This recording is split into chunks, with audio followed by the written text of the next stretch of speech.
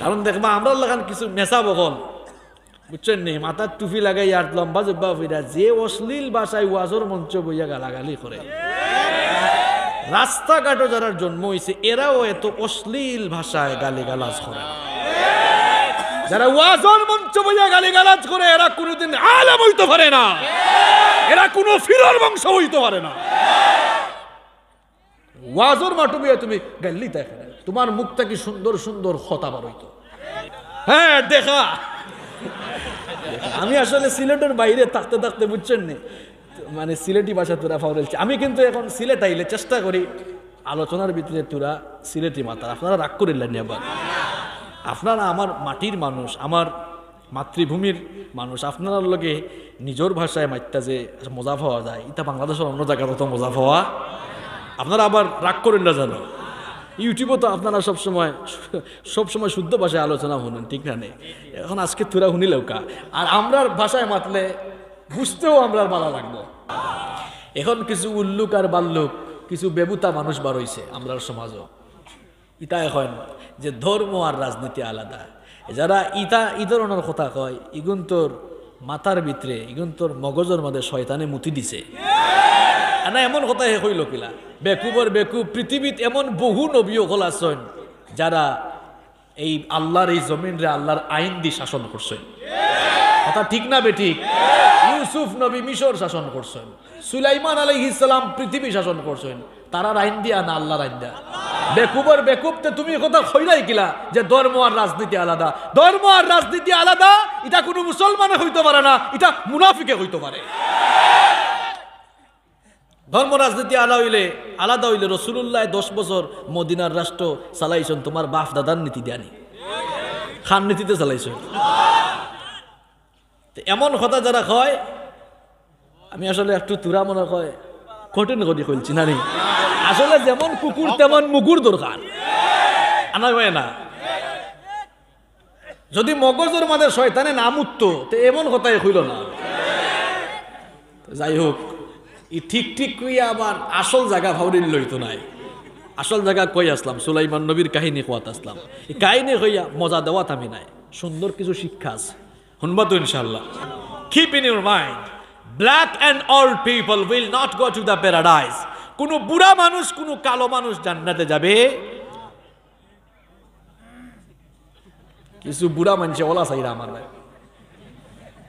হুজুর তো অত সময় লাইনও আসলা, এখন পুরা বেলাই নেদি গেছো গিয়া, বুড়া মানুষ জান্নাতে যাইতা নাই।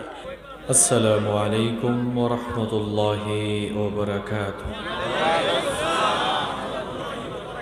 ইন্নাল হামদালিল্লাহিল্লাযী বিনি'মাতিহি তাতিম্মুস সালিহাত الذي علم القرآن خلق الإنسان وكرم وعلمه من البيان ما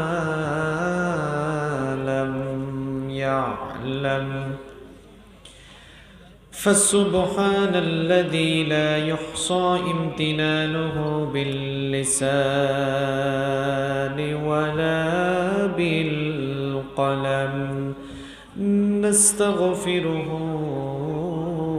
ونتوب إليه ونشهد أن لا إله إلا الله وحده لا شريك له ونشهد أن سيدنا وسندنا وحبيبنا وطبيبنا وطبيب أرواحنا محمدا عبد الله ورسوله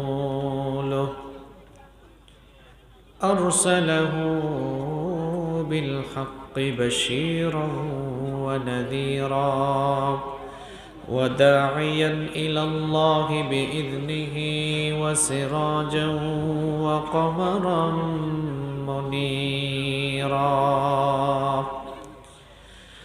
أما أما بعد فقد قال الله تعالى في كلامه المجيد وفي فرقانه الحميد أعوذ بالله من الشيطان الرجيم بسم الله الرحمن الرحيم إن الله وملائكته يصلون على النبي يا أيها الذين آمنوا صلوا عليه وسلموا تسليما اللهم صل على محمد وعلى آل محمد كما صليت على إبراهيم وعلى آل إبراهيم إنك حميد مجيد اللهم بارك على محمد وعلى آل محمد كما باركت على إبراهيم وعلى آل إبراهيم إنك حميد مجيد ربي زدني علما ربي زدني علما رب اشرح لي صدري ويسر لي أمري واحلل عقدة من لساني يفقه قولي سبحانك لا علم لنا إلا ما علمتنا إنك أنت العليم الحكيم صدق الله العظيم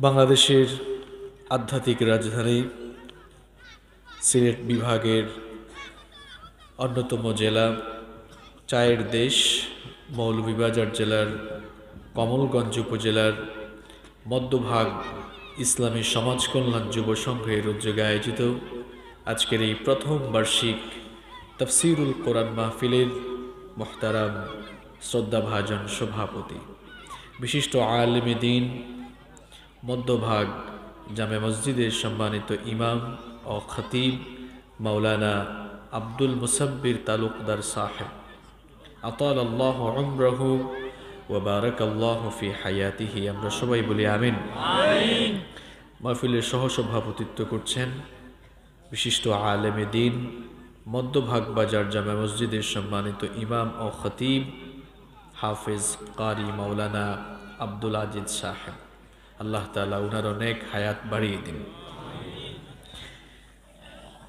আজকের মাহফিলে আমন্ত্রিত অতিথি রয়েছেন এই কমলগঞ্জের কৃতি সন্তান কমলগঞ্জের সর্বস্তরের মানুষের অত্যন্ত প্রিয় মানুষ বিশিষ্ট সমাজসেবক বিশিষ্ট রাজনীতিবিদ ৭ নং আদমপুর ইউনিয়ন পরিষদের সাবেক চেয়ারম্যান জনাব মোহাম্মদ সাব্বির আহমদ ভুইয়া আল্লাহ তাআলা তার এই গোলামকে কোরআনের জন্য ইসলামের জন্য কবুল করুন আমরা বলি আমিন মাহফিলে আমার আগে কথা বলেছেন সিলেটবাসীর অহংকার সিলেটের কৃতি সন্তান সিলেট রত্ন যিনি সিলেটকে ধারণ করে গোটা বাংলাদেশে কোরআনের বাণী ছড়িয়ে দিচ্ছেন আমাদের সকলের খুব প্রিয় মানুষ বিশিষ্ট ইসলামী চিন্তাবিদ ও গবেষক মুফাসসিরে কোরআন আমার শ্রদ্ধাভাজন বড় ভাই মাওলানা মাহমুদুর রহমান দেলাওয়ার সাহেব আল্লাহ তাআলা তার এই গোলামে তার এই গোলামকে কোরআনের ময়দানে, দ্বীনি দাওয়াতি এই ময়দানে আল্লাহ তাআলা তাকে কবুল করুন।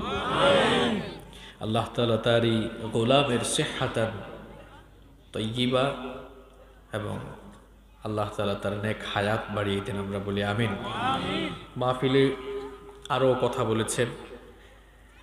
আমি এতদিন জানতাম যে আমাদের খালেদ ভাইয়ের বাড়ি হচ্ছে বড়লেখা, আজকেই জানলাম যে তিনি আপনাদের এই কমলগঞ্জের সোনার টুকরা সন্তান। আপনাদের সকলের গর্ব, এই কমলগঞ্জের মানুষের গর্ব, কমলগঞ্জবাসীর অহংকার। বিশিষ্ট আলেমে দ্বীন, ঐতিহ্যবাহী গাঙ্কুল ফাজিল মাদ্রাসার সম্মানিত প্রভাষক খালেদ আহমদ সাহেব, আল্লাহ তাআলা ওনার অনেক হায়াত বাড়িয়ে দিন।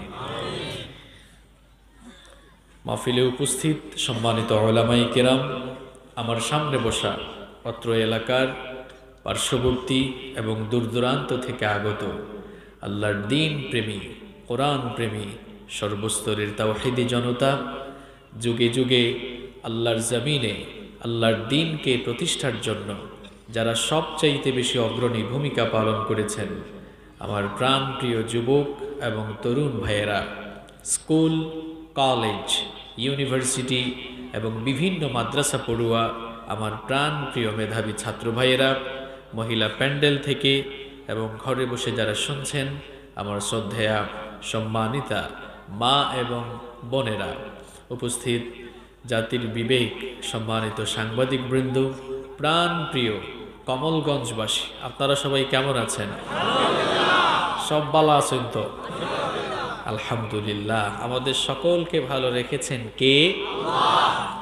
আমাদের সবাইকে সুস্থ রেখেছেন কে? যাদের মুখ থেকে কথা বের হয় না তাদের মুখে কি ঠাটা পড়ছে? তো বলেন না কেন?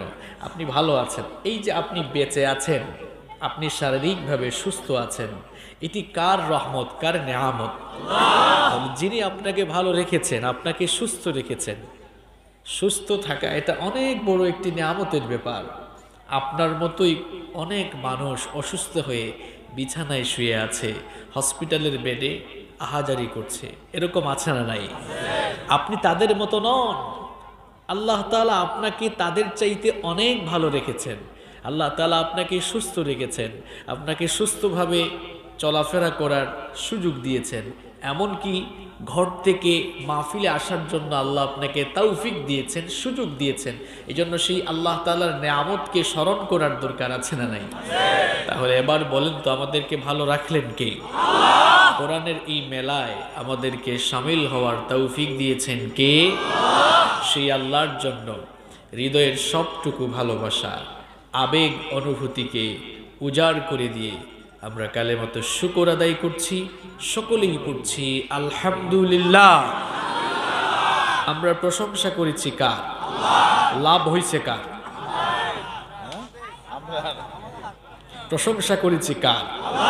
লাভ হয়েছে কার? বলেন, আমরা যদি এখানে সারা রাত কোনো মানুষের গুণকীর্তন করি, কোনো মানুষের প্রশংসা করি, আমরা যদি সবাই মিলে কারো জন্য মিছিল দেই, আমাদের কোনো লাভ আছে? যার জন্য প্রশংসা করব তিনি খুশি হবেন, তিনি বেনিফিটেড হবেন, কিন্তু আমাদের কোনো ফায়দা নেই। কিন্তু দেখেন, আমরা এই জায়গায় সবাই যখন আল্লাহ তাআলার শুকরিয়া করলাম, আল্লাহ তাআলা তার বিনিময়ে আমাদের প্রত্যেকের আমলনামাকে নেকি দিয়ে ফিল আপ করে দিয়েছেন। সুবহানাল্লাহ। এই জন্য সব সময় আল্লাহর প্রশংসা করতে রাজি আছেন তো? আল্লাহ তৌফিক দান করেন। এই মধ্যভাগ ইসলামী সমাজ কল্যাণ সংগঠন আপনাদের এই এলাকায় প্রথমবারের মতো তাফসীরুল কোরআন মাহফিলের আয়োজন করেছে। আলহামদুলিল্লাহ।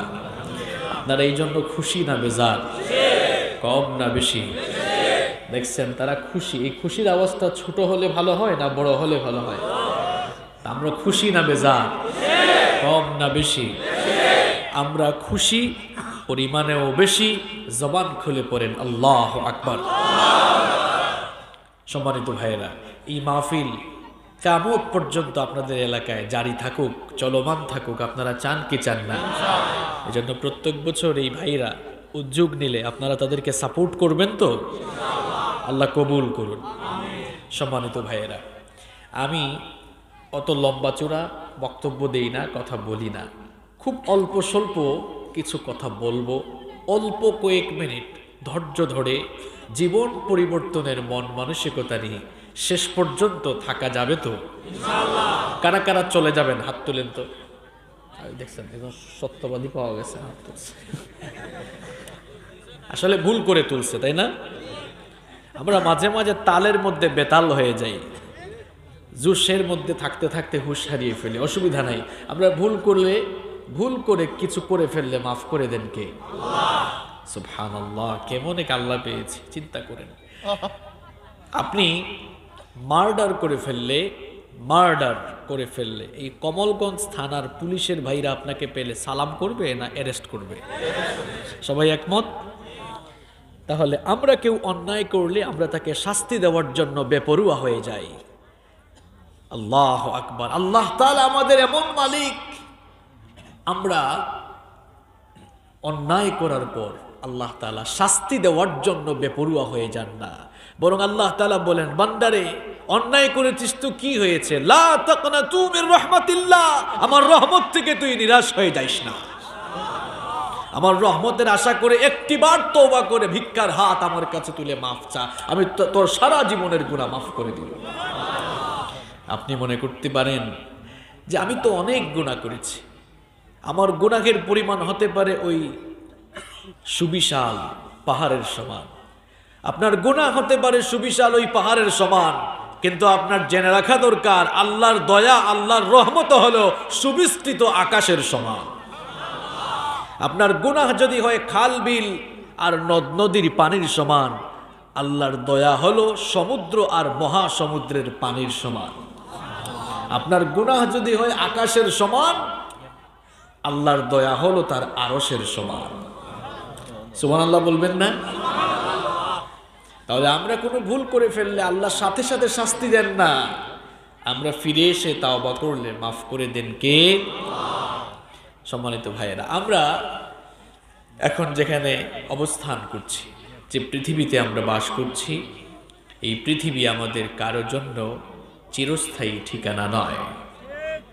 আমরা খুব ক্ষণস্থায়ী সময়ের জন্য, কিছু সময়ের জন্য এই পৃথিবীতে আমরা এসেছি। কে যে কতক্ষণ থাকবো আমরা সেটা কেউ জানি? কেউ জানেন? আচ্ছা, কে কয় বছর বাঁচবেন এটা কে জানেন? দেখি হাত তুলেন তো। তাহলে বোঝা গেল কেউ আমরা জানি না। এই পৃথিবীটা আমাদের জন্য it's like a waiting room, এটা ওয়েটিং রুমের মতো। আপনাদের এই কমলগঞ্জ থেকে কেউ যদি সৌদি আরব, আমেরিকা কিংবা লন্ডন যায়, এয়ারপোর্টে ঢোকার পরে, ইমিগ্রেশন ক্রস করার পরে, ইমিগ্রেশন কমপ্লিট করে বিমান ছাড়ার আগ পর্যন্ত একটা রুমে বসে থাকতে হয়, তাই না? যে রুমে বসে থাকতে হয় ওই রুমটার নাম কি? Waiting room.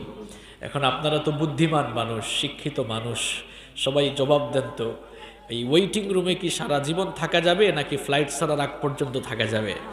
ফ্লাইট ছাড়ার আগ পর্যন্ত থাকা যাবে। আমি আপনি যারা পৃথিবীতে বাস করছি, আমরাও এই পৃথিবীতে ওয়েটিং রুমের মতো আছি। এখন বলবেন, হুজুর ওয়েটিং রুমে যে আমরা বসে আছি, জীবনে তো কোনোদিন এখানে অনেকে আছে এয়ারপোর্টের ভেতরে ঢুকে নাই, দেশের বাইরে যায় নাই, তাদের প্রশ্ন আসতে পারে আমরা কখন ইমিগ্রেশন কমপ্লিট করলাম? প্রিয় ভাইয়েরা, এর উত্তর হলো, আমরা যেদিন আমাদের মায়ের পেটের ভেতর থেকে এসেছি, ওই দিনই আমরা ইমিগ্রেশন কমপ্লিট করে আমরা পৃথিবী নামক ওয়েটিং রুমে এসে আমরা এখন অবস্থান করছি। কতক্ষণ থাকবো? ওই আমেরিকা, লন্ডন কিংবা সৌদি আরবগামী একজন প্যাসেঞ্জার বিমান ছাড়ার আগ পর্যন্ত যতক্ষণ থাকতে পারে, ঠিক তেমনি ভাবে আমি আপনিও মায়ের পেট থেকে ইমিগ্রেশন শেষ করে এসে এই পৃথিবী নামক ওয়েটিং রুমে ততক্ষণ থাকতে পারবো, মালাকুল মাউত মৃত্যুর ফ্লাইট যতক্ষণ না নিয়ে আসেন ঠিক ততক্ষণ পর্যন্ত আমরা থাকতে পারবো। তবে এখানে একটি বিষয় আছে, শুনতেছেন আপনারা? একজন প্যাসেঞ্জার সে জানে তার ফ্লাইট কখন। ওয়েটিং রুমে বসে তার ফ্লাইট রাত 1টায় ওয়েট করতে থাকে। কিন্তু আমরা এমন এক প্যাসেঞ্জার, আমরা এমন এক যাত্রী, আমরা নিজেরাও জানি না আমাদের ফ্লাইট কখন। কেউ জানেন আপনারা? আহা, আমরা আমাদের নিজেদের ফ্লাইটের খবর জানি না। আমরা এসেছি থাকার জন্য না চলে যাওয়ার জন্য? বুঝে শুনে জবাব দিবেন, থাকার জন্য না চলে যাওয়ার জন্য? এসেছি চলে যাওয়ার জন্য, কিন্তু আমাদের দৈনন্দিন জীবনের কার্যক্রম লক্ষ্য করলে বোঝা যায় যেন আমরা এই দুনিয়াতে থাকার জন্য মরিয়া হয়ে আমরা সকল কাজ করার জন্য বেপরুয়া হয়ে পড়েছি। যারা এই পৃথিবী নামক চলে যাওয়ার জায়গায় এসে ডেস্টিনেশন ভুলে গিয়ে গাফেল হয়ে গিয়েছে, তাদের উদাহরণ হলো, আমি এমনভাবে বলে থাকি যে কমলগঞ্জ থেকে ঢাকাগামী এক নির্বুধ যাত্রীর মতো। কমলগঞ্জ থেকে ঢাকাগামী এক নির্বুধ যাত্রীর মতো। আপনাদের কমলগঞ্জ থেকে ঢাকার কোনো বাস ছাড়ে? কমলগঞ্জ থেকে ঢাকার উদ্দেশ্যে সরাসরি বাস যায়? আল্লাহ মাবুদ, না মাতলে বুঝবো কিলা, মাথা লাগবো তো। মুকুর ভিতরে ডিভা দিলাইলে তুই তো নাই। কমলগঞ্জ থেকে ঢাকায় বাস যায়? যায়। খুব মন দিয়ে শুনবেন, মনে করেন কমলগঞ্জ থেকে ঢাকায় বাস যাবে। আপনাদের এলাকার এক লোক কাউন্টারে গিয়েছে, গিয়ে বলল, ভাই আমি তো ঢাকায় যাব, কোনো বাস আছে কিনা? এখন কাউন্টারে যে লোকটা বসে আছে সে বলল, ভাই আজকে তো টিকিট খুব শর্ট, সবগুলো বাস ফিল আপ হয়ে গেছে, তবে একটা গাড়ি আসতেছে, ওই গাড়িতে একটা সিট দেওয়া যাবে, কিন্তু এই গাড়িটা রাত 4টায় ছাড়বে। কয়টায়? এখন বাজে কয়টা? 11টা। তো এখন 11টা, বাস ছাড়বে 4টায়। কয় ঘন্টা বাকি আছে? কয় ঘন্টা বাকি? 5 ঘন্টা বাকি। এখন ওই যাত্রী মনে করলো, ঠিক আছে টিকিট যেহেতু শর্ট কেটে ফেললো। কাটার পরে চিন্তা করলো যেহেতু 5 ঘন্টার সময় বাকি আছে, তো 5 ঘন্টার সময় কি করবো, এমনিতেই রাতের বেলা, এখন যদি গ্রামের বাড়িতে আবার যাইতে 1-1.5 ঘন্টা, আসতে 1-1.5 ঘন্টা, গিয়ে রেস্টও করা যাবে না। এক কাজ করি, খাট পালং কিনে ফেলি, সোফা কিনে ফেলি, ড্রেসিং টেবিল কিনে ফেলি, আলনা কিনে ফেলি, এরপরে আরও কিছু প্রসাধনী কিনে ফেলি। আচ্ছা বলেন তো, এই লোকটার এমন কারবার দেখলে আপনারা তাকে ভালো বলবেন না পাগল বলবেন? নোয়াখালীর কোনো মানুষের পাইলে বলবে হেতে হাগল হচ্ছে, তাই না? কারণ মাত্র 5-6 ঘন্টা এই সময়টা তোরে ভাই তুমি কাউন্টারে বসে বসেই কাটিয়ে দিতে পারো। আমার ভাইয়েরা, পৃথিবী নামক এই চলে যাওয়ার জায়গায় এসে, পৃথিবী নামক ক্ষণস্থায়ী অবস্থান করার জায়গায় এসে যারা এই পৃথিবীতে থাকবে বলে দুনিয়ার লোভ লালসা মায়ামোহে পড়ে গিয়ে আল্লাহ আখেরাতকে ভুলে গিয়ে যারা নাফরমানিতে লিপ্ত হয়ে দুনিয়ায় বলে পাগল হয়ে দুনিয়ার সবকিছু অর্জন করার ধান্দায় পড়ে আছে, এই মানুষগুলো হলো কমলগঞ্জ থেকে ঢাকাগামী ওই নির্বুধ যাত্রীর মতো। পার্থক্য হলো ওই যাত্রী জানে তার বাস 4টায় ছাড়বে, আর আমরা কেউ জানিও না আমাদের যাত্রা কখন শুরু হবে। এমনও হতে পারে এই মাহফিলের স্টেজে আমার মৃত্যু হয়ে যাবে, কারণ কে কখন মারা যাব আমরা জানি, আমরা কেউ জানি না। আমরা আমাদের ডেস্টিনেশন ভুলে গিয়েছি বলে আমরা আজ নাফরমানিতে লিপ্ত হয়ে গিয়েছি। আমরা আজ আল্লাহর গোলাম হওয়ার পরিবর্তে নফসের গোলাম, শয়তানের গোলাম হয়ে গিয়েছি। এই জন্য প্রিয় ভাইয়েরা, আমরা যেন আমাদের ডেস্টিনেশন ভুলে না যাই। রব্বুল আলামিন আমাদেরকে সতর্ক করে দিয়েছেন। আল্লাহ তাআলা বলছেন, বান্দারে চিন্তা করো তুমি কোথায় ছিলে আর কিভাবে আসলে, কোথায় তোমার ডেস্টিনেশন হবে তুমি চিন্তা করো। কোরআনে কারীমের ৭৬ নম্বর সূরা সূরাতুদ দাহারের প্রথম আয়াতে রব্বুল আলামিন বললেন, হাল আতা আলাল ইনসানি হিনুম মিনাদ দাহরি লাম ইয়াকুন শাইআম মাযকুরা। মানুষের জীবনে কি এমন একটি সময় ছিল না যখন সে উল্লেখযোগ্য বিষয় বা বস্তু হিসেবে পরিগণিত ছিল না? আমাদের কোনো অস্তিত্ব ছিল না, নাম ছিল না, ঠিকানা ছিল না, ঘর বাড়ি ছিল না, কিছুই ছিল না। আল্লাহ তাআলা বললেন, বান্দারে কোথা থেকে কিভাবে তোমার পয়দা হলো, কিভাবে তুমি দুনিয়ায় আসলে চিন্তা করো। কোরআনে কারীমের 23 নম্বর সূরা সূরাতুল মুমিনুনের 12 নম্বর আয়াত থেকে রব্বুল আলামিন বলছেন ওয়ালাকাদ খালাকনাল ইনসানা মিন সুলালাতিন মিন তিন সুম্মা জাআলনাহু নুতফাতান ফি ক্বারারিম مكين ثم خلقنا النطفة علقة فخلقنا العلقة مضغة فخلقنا المضغة عظاما فكسونا العظام لحما আল্লাহ তাআলা বলছেন আমি তোমাদেরকে মাটির নির্যাস থেকে সৃষ্টি করেছি পুরুষের স্পাম আর মহিলাদের অভাব এই দুটোকে মিলে এক ফোঁটা নাপাক পানি তোমার মায়ের গর্ভের ভেতরে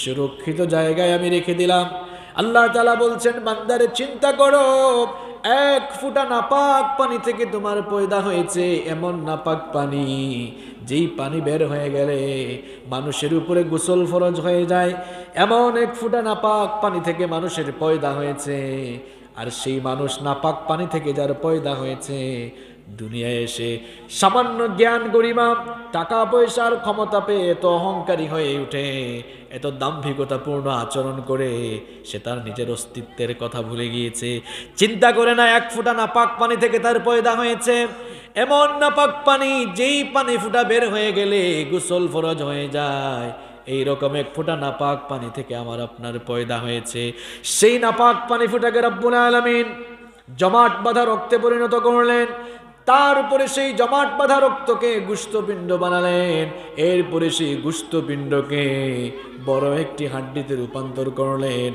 তারপরে সেই হাড্ডির উপরে গোশতের পোশাক পরিধান করালেন এরপরে আমাদের হাত পা নাক কান চোখ আমাদের স্ট্রাকচার দিলেন কোনো ফেস কাটিংও ছিল না সুন্দর একটা স্ট্রাকচার দিয়ে সুন্দর একটি ফেস কাটিং নিয়ে আল্লাহ তাআলা বলেন তোমার মায়ের গর্ভের ভেতরে আমি তোমাকে বানালাম এরপরে সেখানে আমি তোমাকে নির্দিষ্ট একটি সময় পর্যন্ত রেখে দিলাম তারপরে কি করলাম সুম্মা নুখরিজুকুম তিফলা এরপরে আমি তোমাকে ছোট্ট একটি বাচ্চার সাইজে একটি বাচ্চার আকারে তোমার মায়ের পেটের ভেতর থেকে বের করে এই দুনিয়ার আলো বাতাস দেখালেন কে তাহলে বোঝা গেল আমার আপনার পয়দা হলো কেমনে দেখেন অস্তিত্ব ছিল না অস্তিত্বহীনতা থেকে অস্তিত্ব দিয়ে সুন্দর করে বানিয়ে আমাদেরকে সৃষ্টি করলেন কে পৃথিবীতে আসার আগে আরো দুটি জগতে ছিলাম এক নাম্বার আলমে আরওয়াহ রূহের জগতে ছিলাম সেখান থেকে ইন্তেকাল করে ইন্তেকাল আরবি শব্দ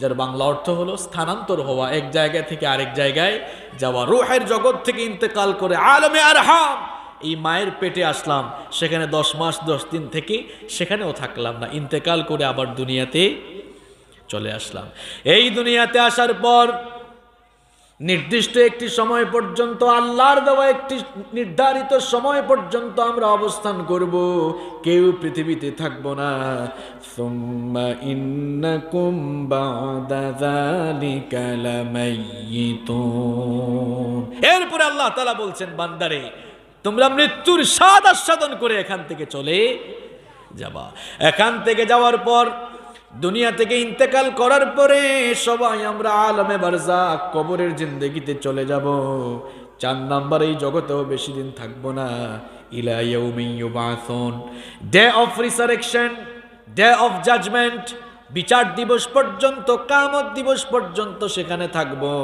ইসরাফিলের সিংহার ফুৎকারের পরে সুম্মা ইন্নাকুম ইয়াউমাল কিয়ামাতি তুবআসুন সেখান থেকে হাসরের মাঠে উঠাবেন কে আল্লাহ কেন এই আয়াতগুলো আমি তেলাওয়াত করলাম আমরা কোথায় ছিলাম আছি কোথায় যাব কোথায় এটাই আজকের আলোচনার বিষয় ছিলাম কোথায় আছি কোথায় যাব কোথায় আর কেনই বা আসলাম আজকে এই বিষয় নিয়ে কথা হবে ইনশাআল্লাহ ছিলেন কোথায় আসলেন কিভাবে সেটা তো বললাম আর যেখানে আছেন এখানেও থাকবেন না এখান থেকে চলে যাওয়া সবাই চলে যেতে হবে every soul will take the test of death প্রত্যেক প্রাণসত্তাকেই মৃত্যুর স্বাদ আস্বাদন করতে মৃত্যু থেকে কেউ বাঁচতে পারবে কথা বলেন, কেউ বাঁচতে পারবে? রাত 1টার সময় হঠাৎ করে কমলগঞ্জের পুলিশ ভাইরা আসছে, এই এলাকায় কিছু আসামি আছে ধরার জন্য। এখন তারাও খবর পেয়ে গেছে, খবর পেয়ে খাতা বালিশ তুইয়া এরাও দৌড়াদৌড়ি শুরু করছে। এখন দৌড় যখন দিয়েছে পুলিশ আর পায় নাই। তাহলে বোঝা গেল পুলিশ ভাইরা আসলে পলায়ন করে হয়তো বাঁচা যেতে। এখন আপনারা বলেন, মালাকুল মউত আপনার রূহ কবজের জন্য আসলে আপনি দৌড়াইয়া কুল পাবেন? পালিয়ে বাঁচতে পারবেন? আইনামা তাকুনু ইউদরিকুমুল মাউত ওয়ালাউ কুনতুম ফি বুরুজিম মুশাইয়াদা। রব্বুল আলামিন বলছেন, যেখানেই থাকো না কেন মৃত্যু তোমাদের সঙ্গে এসে মোলাকাত করবে। মৃত্যু থেকে পালিয়ে তোমরা বাঁচতে পারবা না। মৃত্যু থেকে পালিয়ে বাঁচার জন্য কেউ যদি উঁচু কোনো টিলায় গিয়ে অবস্থান নেয়, মৃত্যুর হাত থেকে রেহাই পাওয়া যাবে না। মৃত্যুর হাত থেকে রেহাই পাওয়া যাবে? মাতুকা আপনারা, হ্যাঁ মাঝে মাঝে সিলেক্ট হইলে অসুবিধা আছে নি? মরার হাত থেকে বাঁচার লাগে কেউ যদি দৌড়াদৌড়ি আরম্ভ করে, হ্যাঁ বাগাবাগি আরম্ভ করে, এগু বাঁচব নি? ঘটনা একটা মনে পড়ছে, বলতাম নি? হ্যাঁ বিরক্ত লাগেননি? সুলাইমান নবীর নাম শুননি আপনারা? সুলাইমান আলাইহিস সালাম তার বাফর নাম কিতা আছিল? হযরত দাউদ আলাইহিস সালাম। বাফ নবী, ফুয়াহ নবী, সুবহানাল্লাহ। সুলাইমান আলাইহিস সালাম মাত্র 13 বছর বয়স, তানোর বাফর রাখিয়া যাওয়া সিংহাসনের উত্তরাধিকারের মালিক হইলা। মাত্র 13 বছর বয়স সিংহাসনে উঠিয়া গোটা পৃথিবীর বাদশা তাই নইছেন, সুবহানাল্লাহ। এখন কিছু উল্লুক আর বাল্লুক, কিছু বেবুতা মানুষ বার হইছে আমরার সমাজও। ইতা এখন যে ধর্ম আর রাজনীতি আলাদা, যারা ইতা ই ধরনের কথা কয়, ইগুন তোর মাথার ভিতরে, ইগুন তোর মগজের মধ্যে শয়তানে মুতি দিছে না, এমন কথা হে হইল কিলা? বেকুবর বেকুব পৃথিবীত এমন বহু নবী হল আছেন যারা এই আল্লাহর এই জমিন রে আল্লাহর আইন দিয়ে শাসন করছেন। কথা ঠিক না বেঠিক? ইউসুফ নবী মিশর শাসন করছেন, সুলাইমান আলাইহিস সালাম পৃথিবী শাসন করছেন। তারা আইন দিয়া না আল্লাহর আইন দিয়া? বেকুবর বেকুবতে তুমি কথা কইলাই কিলা যে ধর্ম আর রাজনীতি আলাদা? ধর্ম আর রাজনীতি আলাদা, এটা কোনো মুসলমানে হইতে পারে না, এটা মুনাফিকে হইতে পারে। ধর্ম রাজনীতি আলাদা হইলে রাসূলুল্লাহ 10 বছর মদিনার রাষ্ট্র চালাইছেন, তোমার বাপ দাদার নীতি দেয়ানি, খান নীতিতে চালাইছেন। এমন কথা যারা কয়, আমি আসলে একটু তুরা মনে কয় কঠিন করি কইছি না রে। আসলে যেমন কুকুর তেমন মুগুর দরকার, আনা হয় না? যদি মগজের মাঝে শয়তানে নাম উঠতো তো এমন কথাই হইল না। যাই হোক, ই ঠিক ঠিক কইয়া আবার আসল জায়গা ভাউরিল লইতো নাই। আসল জায়গা কই আসলাম, সুলাইমান নবীর কাহিনী কোয়াত আসলাম। এই কাহিনী কইয়া মজা দেওয়াত আমি নাই, সুন্দর কিছু শিক্ষা আছে, শুনবা তো ইনশাআল্লাহ। সুলাইমান আলাইহিস সালাম তানোর একজন মন্ত্রী আসলা, তানোর মন্ত্রীর লোকে বইয়া আলাপ আলোচনাত আসলা। এমন সময় মাইনসর বেশ দুইরা মালাকুল মউত আইলা সুলাইমান আলাইহিস সালামের লোকে সাক্ষাৎর লাগে। তো সাক্ষাৎ শেষে তাইন যখন গেলা গিয়া মন্ত্রী কইলা, ও আল্লাহর নবী সুলাইমান, তোরা আগে যে একজন আইসলা ইন খে, ই মানুষের নাম কি? তেন তো জীবনে কোনোদিন দেখছিও না। ইন মানুষ নাই, মানুষের বেশ দরিয়া মালাকুল মউত আমার গেছে আইসলা। তাই আরে বাপরে বাপের আগে হতো এন যে সময় আমার দিকে তাকাইছেন, আমার ভাই চাইছেন, আমি যে ডরাইছি হলজা হলজা একবারে বাড়ি মারি উঠছি। ইনতে যদি আর কোনোদিন দেখি আমি, আরে বাপরে বাপ, আল্লাহ জানে আমার অবস্থা নিকি হয়। তাই আপনি এক কাম করুকা, আপনারে তো আল্লাহ মুজিজা দিছেন। সুলাইমান আলাইহিস সালাম রে আল্লাহ অনেকগুলা মুজিজা দিছিলাম। যেমন তাই ফিফরার ভাষা বুঝতা, আপনার আমার লাগান মানছে ফিফরার ভাষা বুঝবো নি? ব্যাংক যে ঘা ঘা করে ডাকে, আমরা মনে করি ধর ডাকিস না। কুত্তায় যে ঘেউ ঘেউ করে ডাকে, বা বিভিন্ন পশু পাখি প্রাণীর ভাষা আছে, আমরা বুঝি না। বিভিন্ন প্রাণী সে তার ভাষা দিয়া সবসময় জিকির করে খায়। তো ফিফরার ভাষা আপনারা বুঝেননি, কিন্তু সুলাইমান নবীর আল্লাহ ফিফরার ভাষা বোঝার যোগ্যতা দিসলা, সুবহানাল্লাহ। অনেক মর্যাদা শুনে আল্লাহ তানরে। তাই যে সিংহাসন বইতা, এই সিংহাসন বইয়া তাই সফরের ইচ্ছা করলে আল্লাহ বিনা ইঞ্জিনে বাতাসের মাধ্যমে 1 মাসের পথ এই মানে সিংহাসনে আল্লাহ ফাড়ি দেওয়ার ব্যবস্থা করে দিতা সুবহানাল্লাহ। এই মৌজেজা তান্ডে দিছেন খে। তো তানোর আরো একটা মৌজেজা আছিল যে বাতাসে তানোর হুকুম মানত। বাতাসরে আপনারা কিতা করেন? বাতাসও করেননি? আচ্ছা, বাতাস তান হুকুম মানত, কারণ বাতাসে হুকুম মানার লাগি সুলাইমান নবীর হুকুম বাতাসে মানত, আদেশ দিছেন খে। এটা তানোর মৌজেজা। তো তানোর মন্ত্রী কইলা আল্লাহর নবী সুলাইমান, যেহেতু বাতাস আপনার কথা মানে, বাতাসরে আপনি কৌকা যে বাতাসে যেন আমারে বাড়ি বাড়ি ন্যায়কান থেকে হিন্দুস্তানও ফালায়, কারণ এই যে একটু আগে যেই নাচলাইনটা দেখলে আমার আর অবস্থা ঠিক থাকতো। কারণ সুলাইমান আলাইহিস সালামে মন্ত্রীর কথা শুনিয়া তানোর মন্ত্রীরে বাতাসরে হুকুম দিয়া হিন্দুস্তান ফাটাইলা। বাদর দিন মালাকুল মৌত যখন আইলা, আবার আইলা দেখা করার লাগে, সুলাইমান আলাইহিস সালাম কইলা যে মালাকুল মৌত গত খাইল তুমি যখন আইসলাই আমার মন্ত্রীর বাদে কিলা চাইসলাই, বিচারায় তো খুব বয় পাইছে। তাই না কইলা আল্লাহর নবী সুলাইমান, আমি তো এমনি এমনি চাইছি না, আমি নিজেও অবাক হয়ে গেছি। এখানে অবাক হইলাম, আপনার লগে যখন দেখা করা তাইছি আল্লাহর দেওয়া শিডিউল আছিল যে আপনার লগে দেখা করিয়া আর ও লোকটার রূহ আমি কবজ করতাম হিন্দুস্তান থেকে গিয়া।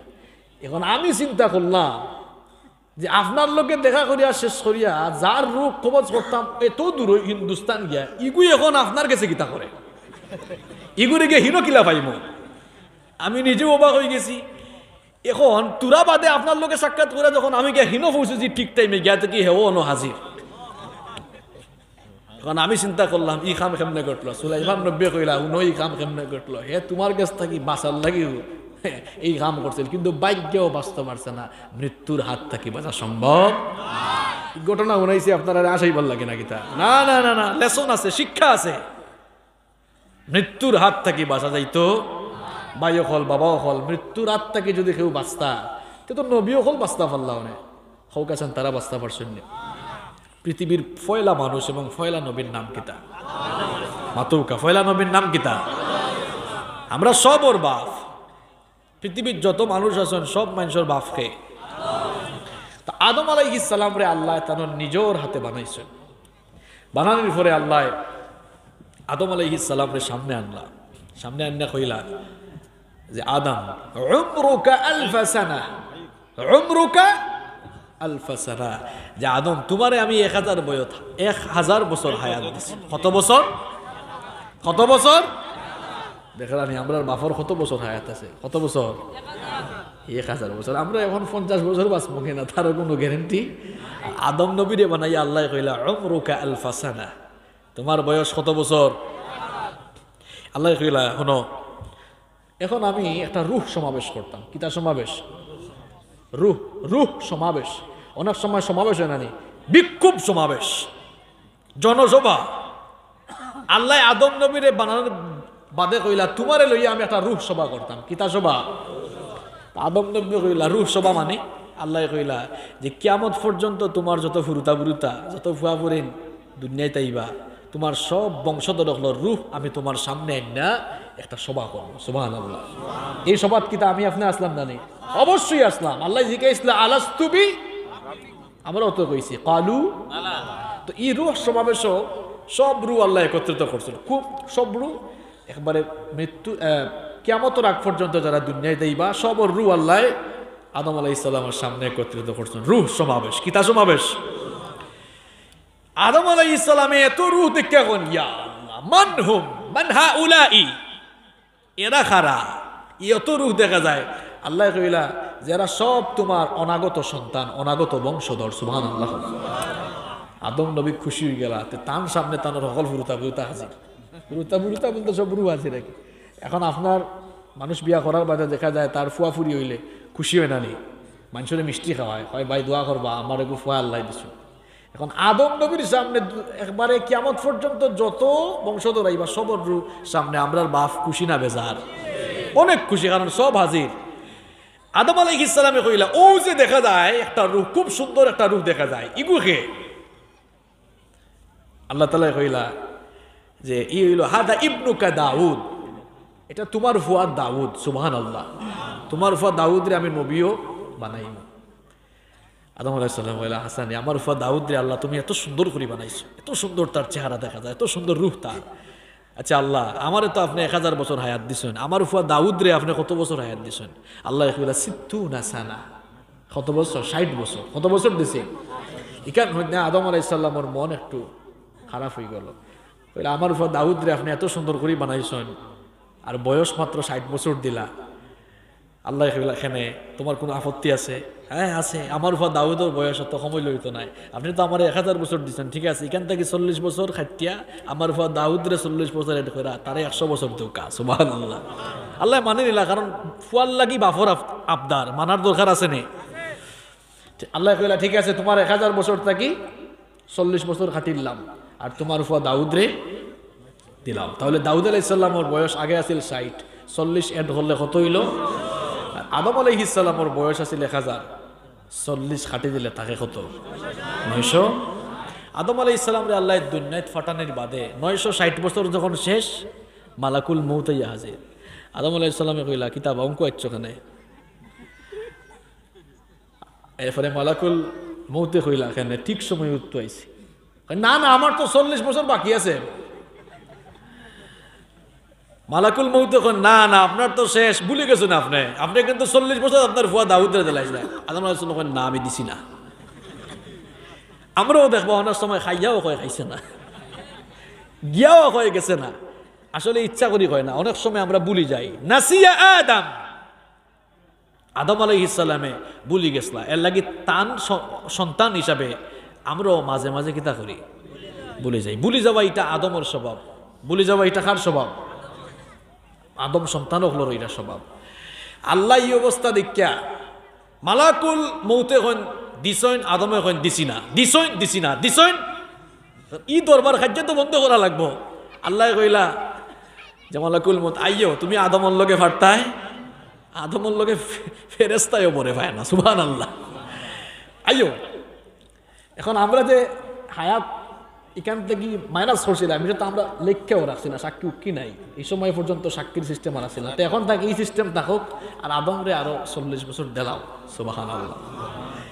1000 বছর হায়াত যখন শেষ হইল, হোক আমরার বাপ আদম তার সৈন্য দুনিয়ায় ঘটনা শোনাইয়া মজা দিছি না, বুঝাইতাম সেইরাম পৃথিবীর নবীও হলো মৃত্যুর হাত থেকে বাইরে। হাই মুসা নবীর নাম শুনছেন নি আপনারা? নরম না গরম? নরম না গরম? আরে বাপ রে বাপ, এমন গরম, এক থাপ্পড় মারিয়া চটখনা কে চটখনা বুঝেন নি আপনারা? এক চটখনা মারি ফেরাউনের বংশরে ঘুরে একবারে দুনিয়া থেকে বিদায়। আল্লাহু আকবার। কি জাত গরম আর রাগী নবী। আল্লাহু আকবার। তো বুখারী শরীফের খুব লম্বা এক হাদিস এটা। মুসা আলাইহিস সালামের মৃত্যুর সময় যখন আইছে, তখন আল্লাহ মালাকুল মউত রে পাঠাইছেন। মালাকুল মউত আইছেন, মুসা আলাইহিস সালাম কইলা মান আনতা, কিতাবা তুমি কে?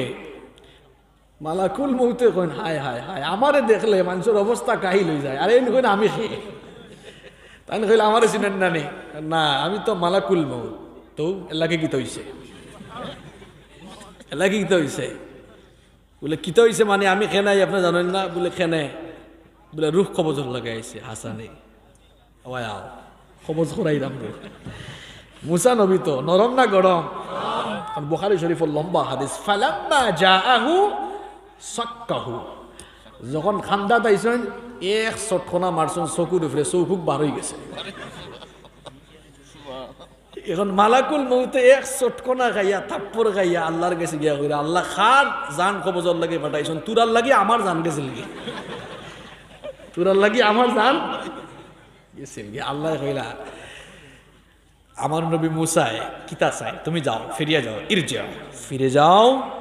কি এখন আমার নবী মুসায় যদি আরো হায়াত চাইন, তাইলে একটা সারর উপরে, সার রে সিলেটি ভাষায় কিতা, আমি সিলেটের বাইরে থাকতে থাকতে, হ্যাঁ দেখা,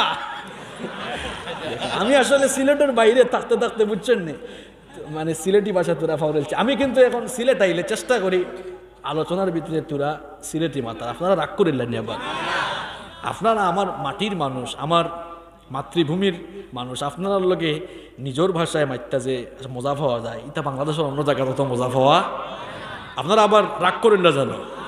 ইউটিউবে তো আপনারা সবসময় শুদ্ধ ভাষায় আলোচনা শুনুন, ঠিক না? নেই এখন আজকে তোরা শুনিলেও কা, আর আমরার ভাষায় মাতলে বুঝতেও আমরার ভালো লাগবো, কথা ঠিক না? নেই তা আল্লাহ কইলা যাও গিয়া খুব একটা সার, মানে দেখা আর কি, দেখার ফিটির উপরে হাত রাখার লাগে, টান আট দিয়া যতগুলা রুমা বুঝেন তো আপনারা, লুম আর কি, লুম ডাকতে পারবা, প্রত্যেকটা লুম প্রত্যেকটা রুমার পরিবর্তে আল্লাহ এক বছর করে হায়াত বাড়াই দিবা। এখন মালাকুল মউত এই সংবাদ নিয়ে গেলা, মুসা আলাইহিস সালাম হন্যা কইলা, আচ্ছা বুঝলাম যে প্রত্যেকটা রুমার বিনিময়ে এক বছর করে হায়াত বাড়া নেব। এখন প্রশ্ন হইল, ই হায়াত শেষ হয়ে গেলে বাদে কিতে হইতো? বলে বাদে মরাও লাগবো, মরার হাত থেকে বাঁচা যাইতো। তাই কইলা হায় রে হায়, যেহেতু মরার হাত থেকে বাঁচা যাইতো না, আইজ মরল মরা, খাইল মরল আর মারিলাও, অর্থাৎ রু কবজ করিলাও। রু কবজ করলে আরো বাড়া, আমি আমার আল্লাহর লোকে গিয়া দিদার লাভ করতাম। তো বাইও হল বাবা হল, এই তিনটা এই যে ইয়ে কইলাম, ঘটনা কইলাম, একটা সুলাইমান নবী, আর একটা কইলাম আদম নবী, আর একজন মুসা নবী। এই কাহিনীগুলা কেন কইলাম যে পৃথিবীর নবী রাসূল হলো মৃত্যুর হাত থেকে বাঁচতে পারছেন না, আমরা তো তার তুলনায় খুব নগণ্য মানুষ, হৌকা আমরা বাঁচতাম পারবো না। তার মানে বোঝা গেল আমরা যে জায়গাতে আছি এটা থাকার জায়গা না যাওয়ার জায়গা। কিন্তু আপনি আমি যে আগডুম বাগডুম করে চলি, দেখলে মনে হয় যেন হ্যাঁ আর জীবন অনৌ থাকবো। আনা আজান হইলে হে গরব হই থাকে কিলা, নমাজও গেল অনেক, মাতলে মিশা মাতে কিলা, আর অশ্লীল ভাষায় মানুষের গাইল্লাই কিলা, সুগল করে হলে কিলা, গিবত করে কিলা, পরনিন্দা করে কিলা। এমন এক যুগ আমরা এখন বাস করতাম। আপনারা কথা কিতা কইতাম, আগে আমরা আপনারা কইতাম যে আগে আপনারা আমরা কাছে ইয়া দোয়া চাইতা যে হুজুর দোয়া করবা, আমি যে যুগার তোরা কদিন বাদে কোয়া লাগবা, আপনারা আমরা লাগে দোয়া করবা যেন আমরা ঠিক থাকি। কারণ দেখবা আমরা লাগান কিছু নেশা বকল, বুঝছেন নি, মাথার টুপি লাগাই আর লম্বা জব্বা ফিরা যে অশ্লীল ভাষায় ওয়াজর মঞ্চ বইয়া গালাগালি করে। রাস্তাঘাটও যারা জন্ম হয়েছে এরাও এত অশ্লীল ভাষায় গালিগালাজ করে। যারা ওয়াজর মঞ্চ বইয়া গালিগালাজ করে এরা কোনোদিন আলেম হইতে পারে না, এরা কোনো ফিরর বংশ হইতে পারে না। ওয়াজর মাটুমিয়া তুমি গাল্লি দেখে না, তোমার মুখটা কি সুন্দর সুন্দর কথা বার হইতো। তুমিও যদি রাস্তাঘাটও জন্ম নেওয়া মানুষের মতো গালিগালাজ করো আর নিজরে আবার ফিরসাব হইয়া দাবি করো, এটা কোন জাতর ফিরা? কি তা শয়তানি? ইতা কিতা ওয়াজর মঞ্চ বইছেন আপনি, সেউর লগে আপনার মতর অমিল থাকলে আপনার মতটা আপনি সুন্দর করে মানুষের সামনে প্রকাশ করুকা। আপনি যদি সুন্দর করে আপনার মত প্রকাশ করতে পারেন, কুরআন সুন্নাহর মত তুলিয়া ধরতে পারেন, দেখবা গাল্লানি লাগতো না, জনগণে অটোমেটিক আপনার মত গ্রহণ করব। আর যত বেশি গাইলাইবা তত বেশি বাদ হইবা। আমরা কেউ গালি দিতাম না, আমরা সব সময় হাসি মুখে মাতবো। কেন হাসি মুখে মাতলেও সৎকার সওয়াব আমলনামায় দিবা। আমরা গালির বিনিময়ে গালি দিব না, আমরা গালির বিনিময়ে ভালোবাসা দেব। কথা ঠিক নেই? আল্লাহ তাআলা আমাদেরকে কবুল করুন। আবার ব্রেক মারি আইলাম আর কি জায়গা। তাহলে প্রিয় ভাইয়েরা, যেই কথা বলছিলাম, আমরা কেউ পৃথিবীতে থাকবো, পৃথিবী আমার আসল ঠিকানা নয়, মরণ একদিন মুছে দেবে সকল রঙিন পরিচয়। পৃথিবী আমার আসল ঠিকানা নয়। আসল ঠিকানা? আসল ঠিকানা নয়। এই পৃথিবীতে আমরা এসেছি, কেউ থাকবো না, আমাদের পূর্বপুরুষ কেউ থাকেন নাই, আমরাও থাকবো না। সময়ের ব্যবধানে আমরাও পৃথিবী থেকে চলে। প্রত্যেক দিন বিভিন্ন মসজিদের মাইকে আপনারা ঘোষণা শুনেন, কত এলাকার মানুষের মৃত্যুর খবর মসজিদের মাইকে ঘোষণা হয়।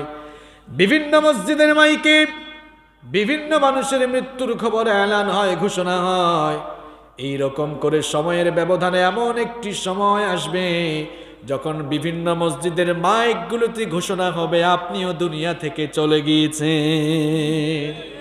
প্রত্যেক দিন কত মানুষের জানাজায় আমরা যাই, কত মানুষের জানাজায় যাই, কত মানুষকে আমরা কবরে শোয়াই। এমন একটা সময় আসবে যখন আমাদের শরীর থেকে কাপড় চোপড় খুলে সাদা কাপড় দিয়ে মানুষেরা পেঁচিয়ে খাটিয়ায় বহন করে জানাজা দিয়ে আমাদেরকেও 3.5 হাত কবরের ভেতরে শুইয়ে দিবে। এমন একটি সময় আসবে কি আসবে না? কত জানাজার পড়েছি নামাজ, দিয়েছি কত দাফন। জানাজার পড়েছি নামাজ, দিয়েছি কত দাফন। কোথায় যেন আছে আমারও তৈরি সাদা কাফন।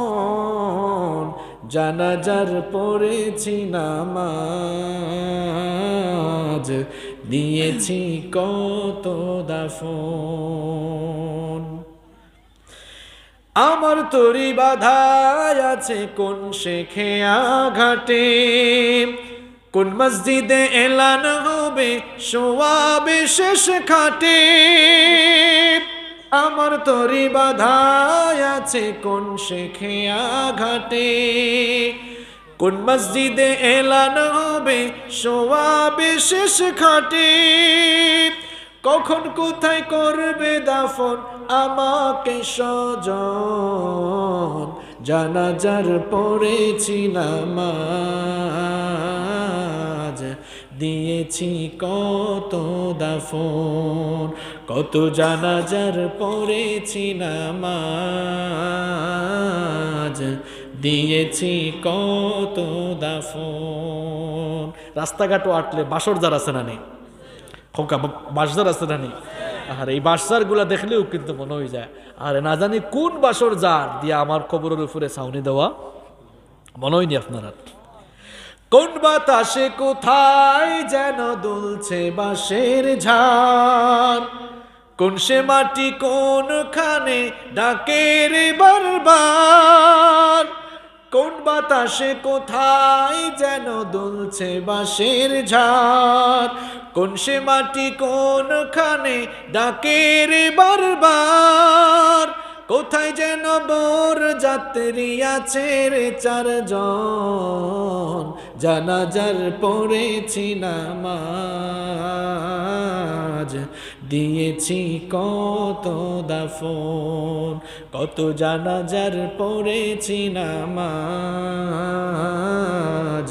দিয়েছি কত দাফন। একদিন জানাজার সময় আমাদেরও আসবে, আমাদের দাফনের সময়ও একদিন চলে আসবে। কষ্ট হচ্ছে আপনাদের? কয়েক মিনিট থাকা যাবে না ইনশাআল্লাহ? প্রিয় ভাইয়েরা আবার শুনেন, যেহেতু আমরা এখানে এসেছি কেউ থাকবো না, কেউ থাকবো চলে যাব, এটা থাকার জায়গা নয়। আর কে কখন যাব সেটা আমরা কেউ জানি না, কেউ জানি না। তথ্য প্রযুক্তি এখন অনেক উন্নত, সমৃদ্ধ এবং বিকশিত। আমরা ঘরে বসে এখন গোটা দুনিয়ার খবর নিতে পারি, ঘরে বসে এখন গোটা পৃথিবীর খবর নেওয়ার সুযোগ আছে না নাই? কিন্তু প্রিয় ভাইয়েরা, ঘরে বসে গোটা পৃথিবীর খবর নেওয়া গেলেও আমরা কেউ জানি না, আমরা কেউ জানি না আমাদের কার জন্য কাফনের কাপড় এসে দোকানে রেডি হয়ে আছে। কেউ জানেন আপনারা? কেউ জানে না। যেহেতু পৃথিবীতে থাকতে পারবো না, চলে যাব, সুতরাং যেই কারণে পৃথিবীতে এসেছি, যেই উদ্দেশ্যে এসেছি, সেই উদ্দেশ্য পূরণ, উদ্দেশ্য হাসিল করার দরকার আছে না নাই? এবার প্রশ্ন হলো, কোন উদ্দেশ্যে আমরা এসেছি? আমাদেরকে সৃষ্টি করেছেন কে? যিনি আমাদেরকে সৃষ্টি করেছেন তার কাছ থেকে এই সৃষ্টির উদ্দেশ্য জানা দরকার। আমরা আল্লাহর কাছে জানতে চাইলাম, ওগো আল্লাহ, মাত্র কিছু দিনের জন্য, কিছু সময়ের জন্য এই পৃথিবীতে আপনি আমাদেরকে কেন পাঠালেন? এই জবাব কোরআনে আছে না নাই? কোরআনুল কারীমের 51 নম্বর সূরা, সূরাতুয যারিয়াতের 56 নম্বর আয়াতে রব্বুল আলামিন বললেন, ওয়ামা খালাকাতুল জিন্না ওয়াল ইনসা ইল্লা লিয়াবুদুন। I didn't create the mankind and jinkind except my worship. আল্লাহ তাআলা বলছেন, পৃথিবীতে আমি জিন আর মানব জাতিকে আমার গোলামি ছাড়া, আমার দাসত্ব ছাড়া, আমার বন্দেগী ছাড়া অন্য কিছুর জন্য সৃষ্টি করি নাই। আমাদেরকে সৃষ্টি করা হয়েছে কার গোলামের জন্য? আমরা সবাই গোলাম কার? গোলামের ঘরের গোলাম আমরা, বান্দির ঘরের গোলাম আমরা। আমাদের 14 গোষ্ঠী কার গোলাম? আমাদেরকে গোলামের জন্য সৃষ্টি করা হয়েছে। প্রিয় ভাইয়েরা, আজকের আলোচনার বিষয় মনে আছে তো নাকি ভুলে গেছেন? কোথায় ছিলাম, কিভাবে আসলাম, কেন আসলাম, কোথায় কোথায় ছিলাম, কিভাবে আসলাম বলে ফেলছি, এখন কেন আসলাম সেটা বলবো। 2টা পয়েন্ট আমার বাকি আছে, এরপরে শেষ হয়ে যাবে ইনশা। ধৈর্য ধরে থাকবা তো আপনারা, একটু কষ্ট হইলো আপনারা থাকি যাবা। আমরা 12টার আগে শেষ করবো ইনশা, ডরাইবা না। আমি মূল জায়গাতে বলাইছি, কেন আমরা তাহলে এসেছি। আল্লাহ তাআলা নিজেই বলছেন, ওয়ামা খালাকতুল জিন্না ওয়াল ইনসা ইল্লা, তোমাদেরকে পাঠানো হয়েছে এখানে গোলামের জন্য। কার গোলামের জন্য?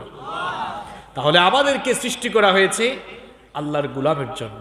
এখন প্রশ্ন হলো, আপনার দৈনন্দিন জীবন আচার, আপনার প্রতিদিনের কাজকর্ম আল্লাহর গোলামের মধ্য দিয়ে কাটে, আল্লাহর দাসত্বের ভেতর দিয়ে কাটে, নাকি নিজের নফসের গোলামি কিংবা শয়তানের গোলামি করে কাটে, সেটা চিন্তা করার দরকার আছে না নাই?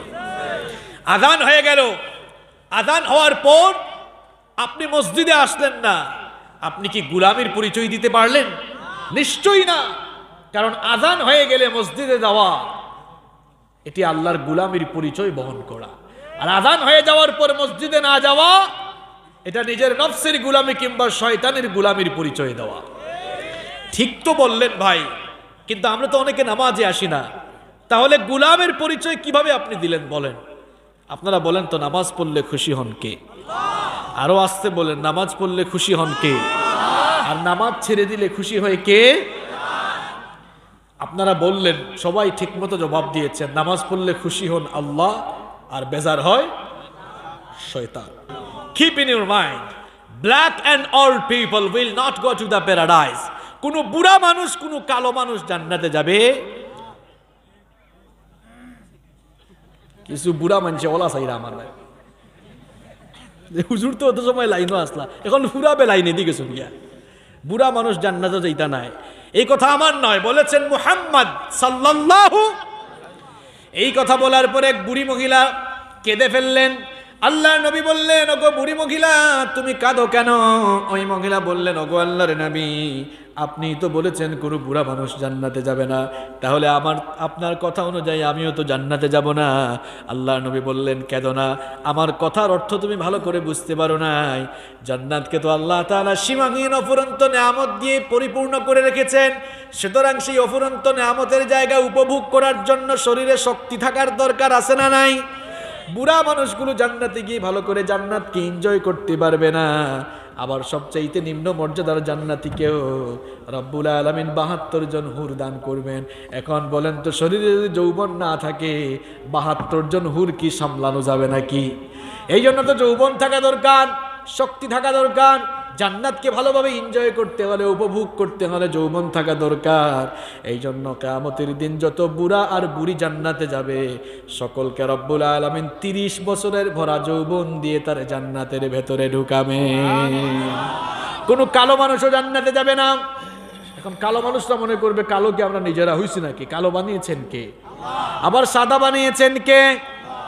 জান্নাত তো খুব সুন্দর জায়গা, এখানে কালো মানুষ কেন ঢুকবে? এই জন্য যত মানুষ জান্নাতে যাবে তাদের চেহারা যদি কালো হয়, রব্বুল আলামিন তাদের চেহারাকে আকাশের পূর্ণিমার চাঁদের চাইতে আরো সুন্দর বানিয়ে তার জান্নাতের ভেতরে তিনি ঢুকাবে। এই জন্য আমার ভাইয়েরা, আমরা যদি আল্লাহর জান্নাত পেতে চাই, নিজের জীবন যৌবন সব বিক্রি করা লাগবে। কার কাছে? আচ্ছা আপনারা বলেন, নগদ টাকা দিয়া পচা মাছ কিনবেন কে কে? কেউ কিনবেন? নগদ টাকা দিয়ে পচা তরকারি কেউ কিনবেন? আমাদের জীবন যৌবন আল্লাহ কিনতে চান কিসের বিনিময়ে? ইন্নাল্লাহা আশতারা মিনাল মুমিনিনা আনফুসাহুম ওয়া আমওয়ালাহুম বিআন্না লাহুমুল জান্নাহ। আমার আপনার জীবনও আল্লাহ কিনতে চান, আর বিনিময়ে টাকা পয়সাও দিতে চান না, সহায় সম্পদ দিতে চান না, ক্ষমতাও দিতে চান না। এমন বিনিময় আল্লাহ বলতেছেন, আমার বানানো জান্নাত হলো বিনিময়। সুবহানাল্লাহ। এই বিনিময়ের চেয়ে বড় কিছু আছে? এখন আপনারা বলেন, নগদ টাকা দিয়ে যদি আপনারা পচা তরকারি পচা মাছ কিনতে রাজি না হন, তাহলে নগদ জান্নাত দিয়ে আমার আপনার পচা জীবন যৌবন আল্লাহর কি কিনার কোনো দরকার আছে? পচা জীবন যৌবন কোনটা? যার জীবন যৌবন আল্লাহর কোনো কাজে লাগে না। কথা বলার সময় মিথ্যা বলেন, চুগলখুরি করেন, গীবত করেন, পরনিন্দা করেন, পরচর্চা করেন, সুযোগ পাইলে সুদের সাথে সম্পর্ক রাখে। সুদখুরি এলাকায় নাই? আছে মানে, এগুলো সব জায়গায় ঘুষ খায়, দুর্নীতি করে, চাঁদাবাজি করে, টেন্ডারবাজি করে, মানুষের উপরে জুলুম করে, ক্ষমতা পাইলে কুরআনওয়ালা লোকদেরকে পিটায়, জেলখানায় ঢুকায়, মানুষের উপরে জুলুম করে, এইভাবে একদিকে ইমানের কথা বলে সারা জীবন ইমানের বিপরীত কাজ করে যেই লোকটা ইমানের দাবি করে, এর নাম ইমানদারি নয়, এর নাম বেঈমানি, এর নাম মুনাফিকি। আপনি কি মনে করছেন যে ইমানদার দাবি করছেন আর সব অন্যায় অপকর্ম করবেন আর আল্লাহর জান্নাত আপনি পেয়ে যাবেন? আল্লাহর জান্নাতকে আপনার মামু বাড়ি পেয়েছেন নাকি? এত সোজা?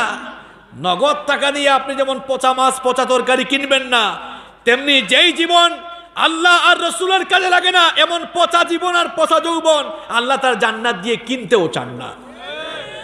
সুতরাং আমাদেরকে পাঠানো হয়েছে যে উদ্দেশ্যে, গুলামের জন্য। আল্লাহর গুলামি করতে পারলেই জান্নাত দিবেন কে? কথা বলেন, জান্নাত দিবেন কে?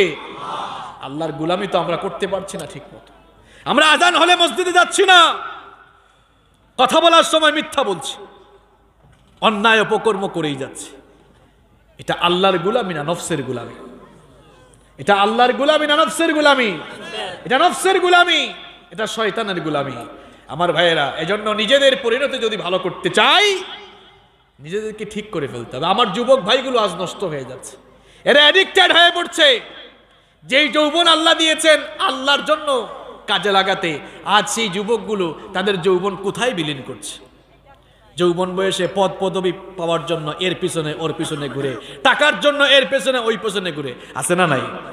কথা বলেন না কেন, আছে না নাই? আমার যুবক ভাইদেরকে বলতে চাই, আমার তরুণ ভাইদেরকে বলতে চাই, সমাজ এবং সংস্কৃতির এই নোংরা জায়গা থেকে আপনাদেরকে বের হয়ে আসতে হবে। কিছু লোকেরা তাদের স্বার্থ, নিজেদের স্বার্থ রক্ষায় আপনাদেরকে লাঠির মতো ব্যবহার করছে। তারা আপনাদেরকে ধ্বংস করে দিচ্ছে। এই ধ্বংসের অতল গহ্বরে যেন আপনারা নিপতিত না হন, আমি আল্লাহর কোরআনের মাহফিলে কোরআন সুন্নাহর আলোকে আপনাদেরকে সতর্ক করছি। এই নোংরা জায়গা থেকে ফিরে আসুন আল্লাহর কোরআনের দিকে। আল্লাহর কোরআন আপনাদেরকে হাত ছানি দিয়ে রাখছে। আল্লাহর কোরআনের কাছে যারাই আসবেন তাদের মর্যাদা বাড়িয়ে দিবেন কে? আমার যুবক ভাইয়েরা, আপনারা ইসলামের এক অমূল্য সম্পদ। কারণ আল্লাহর দ্বীন ইসলাম এই পৃথিবীতে আপনাদের মাধ্যমেই, আপনাদের ত্যাগ আর কুরবানির চরম পরাকাষ্ঠা প্রদর্শনের মাধ্যমেই আল্লাহর জমিনে আল্লাহর দ্বীন ইসলাম কায়েম হয়েছে। এই যুবকগুলো কারা? নবী করিম সাল্লাল্লাহু আলাইহি ওয়াসাল্লাম যখন দ্বীনের দাওয়াত দিলেন, ইসলাম কবুলকারীদের মধ্যে যুবকদের সংখ্যা কম ছিল না বেশি ছিল? কথা বলেন, বেশি না কম? যখন মার খাওয়ার দরকার হলো, যুবকরাই মার খেয়েছে। আবার চতুর্দিকে মার খাওয়া ইসলামকে এই যুবকরাই শক্তিশালী করে দিয়েছে। ইসলাম কিভাবে শক্তিশালী হলো? এই যুবকদের মাধ্যমে ইসলাম শক্তিশালী হলো। ওমর ইবনুল খাত্তাব রাদিয়াল্লাহু আনহু, নাম শুনছেন তো আপনারা? নরম না গরম? নরম না গরম? মাতুকা। ওমর রাদিয়াল্লাহু আনহু যখন ইসলাম কবুল করছেন, তার বয়স আছিল কত? মাত্র 26 বছর। কত বছর? কিতা আপনার খারাপ লাগেননি? এত শেষ আইছেও দেখোকা, 12টা হয়ে যায়, মুনাজাত হয়ে যাব ইনশাআল্লাহ। বালা করে হনুকা। ওমর রাদিয়াল্লাহু আনহু ইসলাম কবুল করতেন। আমার যুবক ভাই এনতে অবাই চৌকা জিমাই লইতো না, জোয়ান বয়স কিতার জিমানি, অত সকাল উঙ্গাই নিয়ে লইব না। যুবক ভাই হলোর উদ্দেশ্যে কথাটা কইরাম, আরে ভাই আপনারা ইসলামের কত গুরুত্বপূর্ণ সম্পদ আপনারা বুঝুকা। এক যুবক মরা ইসলামকে শক্তিশালী করে দিয়েছে, মাত্র একজন। কয়জন? মাত্র একজন পরিবর্তন করে দিয়েছে। এই যে একটা ইয়ে আছে না, এক মানুষই আনতে পারে, এরা করলেন কিতা মনন না আমার, যুগ জামানা পাল্টে দিতে চাই না অনেকজন, এক মানুষই আনতে পারে জাতির জাগরণ। দেখেন এর বাস্তবতা দেখুক আপনারা। ওমর রাদিয়াল্লাহু আনহু ইসলাম কবুল করছেন, বয়স কত? এখন ওমর নরম না গরম? হুকা চাইন খুব গরম। ইসলাম কবুল করার বাদে রাসূল করিম সাল্লাল্লাহু আলাইহি ওয়াসাল্লামের খান্দাতে ইয়া কইলা, ইয়া রাসূলুল্লাহ হুকা সাল্লাল্লাহু আলাইহি ওয়াসাল্লাম। দেখো কেমন প্রশ্ন, উমর যেমন উমরের প্রশ্ন হয়, আলাসনা আলাল হক, ওগো আল্লাহর নবী আমরা কি তা হকের উপরে প্রতিষ্ঠিত আছি না নি? আল্লাহর নবী কইলা, বালা, অবশ্যই আমরা তো হকের উপরেও আছি, কারণ আল ইসলামু হাক্কুন ওয়াল কুফরু বাতিল। আমরা তো অবশ্যই হকের উপরে আছি, কারণ আমরা ইসলামের উপরে আছি। ওমর রাদিয়াল্লাহু আনহু তখন কইলা তে আমরা যদি হকর উপরে থাকি তে আপনার সাহাবী গুনতে লুকাই লুকাই নামাজ পড়েন এখানে, আর লুকাই লুকাই দাওয়াত চলে এখানে। ওমরের কাম লুকালুকি কোনো কাম নাই, অমর যা করে সব সামনাসামনি করে। সুবহানাল্লাহ, কতটুকু সাহস থাকলে এমন কথা বার হয় যে অমরের কাম লুকালুকি নাই, অমরে যা করে কিতা করে। আল্লাহ নবী কইলা মানে তুমি কিতা বুঝাইতেছে রায়, কইরা আমি যে ইসলাম কবুল করিলছি, আমি যে মুসলমান হয়েছি তা হলে জানা দরকার আছে। কোন সময় কথা কইরা, যখন ইমানের ঘোষণা দিলেও গড় বাড়ি ছাড়া লাগে, যখন ইমানের ঘোষণা দিলেও জ্বলন্ত কয়লার উপরে হুতা লাগে, যখন ইমানের ঘোষণা দিলেও মাইর খাওয়া লাগে, এই সময় মনে কইরা যে আমি যে ইসলাম যে কবুল করছি এটা সবে জানা লাগবে। এখন আল্লাহর নব্বে কইলা কিলা জানাই তাই, তখন কইলা আপনি পারমিশন দৌকা আজকে কাবার চত্বরের দিকে মিছিল বা করতাম। সুবহানাল্লাহ, মিছিল দিতে হইলে মানুষ লাগে না লাগে না? এখন কোন মানুষ দিয়ে মিছিল দিতা? তখন মুসলমানগুলোর সংখ্যা কম না বেশি? খালি কম নাই, খুব কম, হাতে গোনা কজন মানুষ ইসলাম কবুল করছে। আল্লাহ নবী কইলা ই অত কম মানুষ দিয়ে মিছিল দিতাই কিলা? আল্লাহ তখন ওমর রাদিয়াল্লাহু আনহু কইলা অসুবিধা নাই, আমি আছি। সুবহানাল্লাহ, এই কয়েকজনের লাইন ধরাইলা, আল্লাহ নবীর মাঝখানো রাইকা সামনে উবাইয়া মিছিল দুইজনে নেতৃত্ব দিলা। একজন হইলা হামজা রাদিয়াল্লাহু আনহু, আরেকজন হইলা ওমর ইবনুল খাত্তাব রাদিয়াল্লাহু। এবং মিছিল বাড়াইছে, মিছিলের স্লোগান আছে না? এ যুবক ভাই আর তরুণ ভাই হল কুম্বাই গ্যাস স্লোগান দাও, তোমরা কি জাত স্লোগান দাও? আমার ভাই তোমার ভাই, অমুক ভাই তমুক ভাই, আমার নেতার চরিত্র ফুলের মতো। বাপরে বাপ, কি জাত ফুলের মতো পবিত্র। এ নমাজ ভরে না এক ওয়াক্ত, সুযোগ ভাইলে গাঞ্জা খায় ফাঁস ওক্ত, শয়তানের বক্ত, জাহান্নামের তখ্ত। আপনিও যুবক আর অমরও যুবক, দুইজনের মিছিলের পার্থক্য নৌকা। হ্যাঁ যুবক ভাই এখন পার্থক্য বুঝৌকা, আজকে দুই মিছিলের পার্থক্য বুঝৌকা। এবলা ওমর রাদিয়াল্লাহু আনহু স্লোগান দল্লা, তাই সামনে তাক্কা কইলা লিল্লাহি তাকবীর। আচ্ছা হোকা চাইন এই তাকবীরটা ওমরর লাগানো হইছে, এটা ওমরর লাগানো হইছে নি? তো ওমরর লাগান দৌকা লিল্লাহি তাকবীর।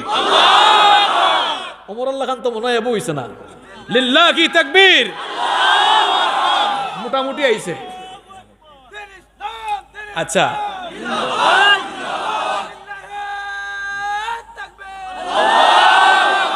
আল্লাহ নৌকা এখন স্লোগান দিলা লিল্লাহি আল্লাহু। আচ্ছা আপনারা হোকা চাইন, আপনারা গাঁর নাম কিতা?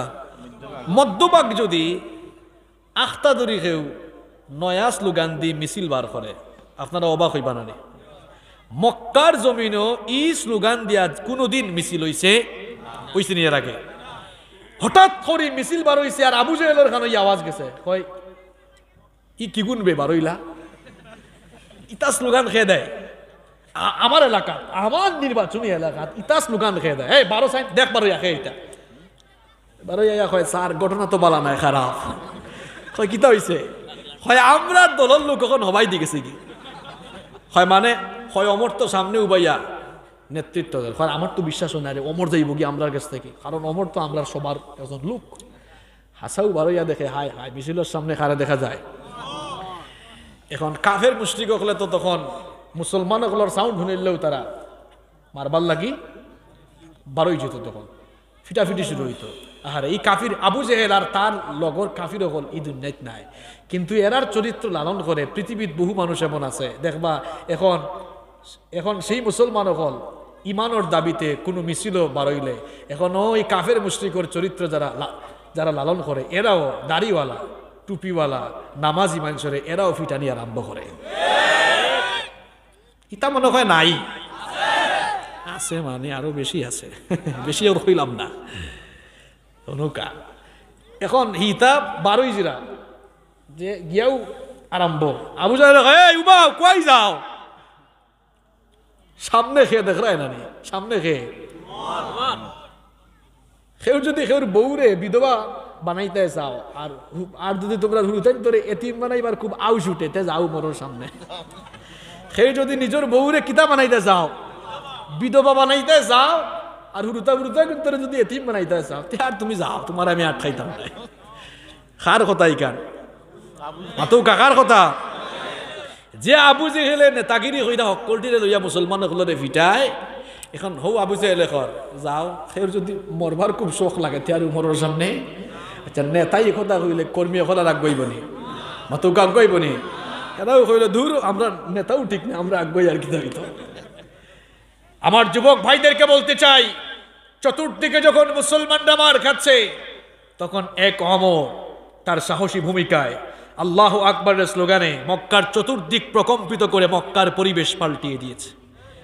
আজ গোটা পৃথিবীর প্রায় সমস্ত জনপদে মুসলমানদের উপরে জুলুম নির্যাতন করে গোটা পৃথিবীকে আজ কারবালার ময়দানে পরিণত করা হয়েছে। মজলুম সেই মুসলমানদের পাশে দাঁড়িয়ে বর্তমান পৃথিবীর মুসলিম উম্মার যুবক আর তরুণরাও যদি অমরের ভূমিকা অবতীর্ণ হয়ে তারা যদি সাহসিকতার সাথে মাঠে নেমে আল্লাহু আকবরের স্লোগান পুনরায় দিতে পারে, পুনরায় যদি আল্লাহু আকবরের স্লোগানে পৃথিবীর আকাশ বাতাস ভারী করতে পারে, প্রকম্পিত করতে পারে, তাহলে আমি দ্বিধাহীন চিত্তে বলতে পারি গোটা দুনিয়ার সমস্ত ইসলাম বিরোধী কোরআন বিরোধী লোকদের কলিজার ভেতরে কম্পন শুরু হয়ে যাবে। এখন যুবক ফাইন তো ঘুমাই গেছে, হে তার নেতার ভিসেই গেছ লোকানদের কোন বাইরে যাও। যারা নিজেরা গুমরাহ হয়ে যাচ্ছে, নিজেরা পথভ্রষ্ট হয়ে যাচ্ছে, নিজেরা আল্লাহ রসুলের তরিকা অনুসরণ করে জীবন যাপন করে না, আল্লাহর জমিনে যারা আল্লাহর আইন কায়েমের জন্য কাজ করে না, এমন গুমরাহ লোকদের পেছনে যারা যাবে তারাও গুমরাহ হয়ে জাহান্নামের অতল গহ্বরে যাবে। আর যারা আল্লাহর জমিনে আল্লাহর দ্বীন কায়েম করতে চায়, যারা তাদের জীবন যৌবন আল্লাহর দ্বীন কায়েমের জন্য বিলীন করে দিয়েছে, তাদের সঙ্গী সাথী হয়ে আল্লাহর দ্বীন কায়েমের যাত্রায় যারাই গিয়ে শামিল হয়ে যাবে, আল্লাহর জান্নাত তাদের জন্য অপেক্ষা করছে। এই জন্য আমাদের জীবন যৌবন আমরা কার জন্য বিলীন করব? কার জন্য বিলীন করব? আল্লাহর জন্য আমরা বিলীন করব। এই মাহফিলের মঞ্চে আমরা গলা ফাটিয়ে আর চিল্লায় চিল্লায় কোনো দলের দালালি করি না, কোনো নেতার দালালি করি না, তবে হ্যাঁ আমরা এই মাহফিলে আল্লাহ আর রসুলের দালালি করি। আমরা মুসলমানদেরকে আল্লাহ আর তার রসুলের আদর্শের দিকে আহ্বান করি, কারণ এর ভেতরেই সফলতা নিহিত, এর ভেতরেই জান্নাতের ঠিকানা নিহিত, ঠিক কি না? তাহলে আমার ভাইরা, আমার যুবক তরুণ ভাইদেরকে বলতে চাই, এই যৌবনের সঠিক ব্যবহার করেন, অপব্যবহার করা যাবে না। এই যৌবন চরিত্র নষ্ট করার বয়স নয়, এই যৌবন হলো চরিত্র গঠন করার বয়স। রাস্তাঘাটে হাঁটলে মেয়েদেরকে কেন ডিস্টার্ব করেন? মেয়েদেরকে কেন ডিস্টার্ব করেন? কেন কুদৃষ্টি দেন? কারণ এই মেয়েরা এরা তো নারী হওয়ার কারণে মায়ের জাত, আমাদের পায়ের তলায় জুতা, আর মেয়েরা নারীর জাত মায়ের জাত হওয়ার কারণে এদের পায়ের তলায় আল্লাহ বেহেশত রেখে দিয়েছেন। সুবহানাল্লাহ। এই নারীদেরকে সম্মান করার দরকার আছে না নাই? পর্দার আয়াত নাজিল করতে গিয়ে আল্লাহ তাআলা পুরুষের পর্দার ব্যাপারে বললেন, প্রথমে কুল্লিল মুমিনিনা ইয়াগুদ্দু মিন আবসারিহিম। নবী মুমিন পুরুষগুলোকে বলেন এরা যেন পরনারী থেকে তাদের চক্ষুকে নিম্নগামী করে, ফুরিন সামনে ফেললে এরা যেন ফেলফেলাইয়া না চাইয়া তোলে দি যেন চায়। আদেশটা কার? আদেশটা কার? আমার ভাইয়েরা, এই যৌবন বয়সে আপনারা আপনাদের চরিত্র গঠন করেন ইউসুফ নবীর মতো। সাইয়েদনা ইউসুফ আলাইহিস সালাম, যাকে আল্লাহ তাআলা এই দুনিয়ার অর্ধেক সৌন্দর্য দিয়েছিলেন, এমন সুন্দর সুপুরুষ তিনি ছিলেন যাকে দেখলে চোখ ফেরানো যেত না, যাকে দেখে মিশরের সেই যুগের সুন্দরী রূপসী নারীরা ফল কাটতে গিয়ে নিজেদের আঙ্গুলগুলো কেটে ফেলে দিয়েছিল। তিনি যেই ঘরে থাকতেন সেই ঘরে জুলাইখা দুষ্ট এই মহিলা সব সময় তার চোখের সামনে ইউসুফ আলাইহিস সালামকে দেখে পাগল পারা হয়ে গেল। একদিন সে নির্জনে তার দাসীর মাধ্যমে একেবারে তার বেডরুমে আমন্ত্রণ জানালো, খাস কামরায় নিয়ে আসলো। 7টি দরজা ছিল, সবগুলো দরজায় তালা লাগিয়ে দিল, বন্ধ করে দিল। এরপরে ইউসুফ আলাইহিস সালামকে কুপ্রস্তাব পেশ করলো। তিনি তো আল্লাহর নবী, তিনি তখন কেবলমাত্র আল্লাহকে ভয় করে এই মহিলার চক্রান্ত থেকে বাঁচার জন্য তিনি যখন আল্লাহর নাম নিয়ে তালাবদ্ধ দরজার দিকে দৌড় দিলেন, রব্বুল আলামিন তার নবী ইউসুফের প্রতি খুশি হয়ে সবগুলো দরজার তালা তার জন্য খুলে দিলেন।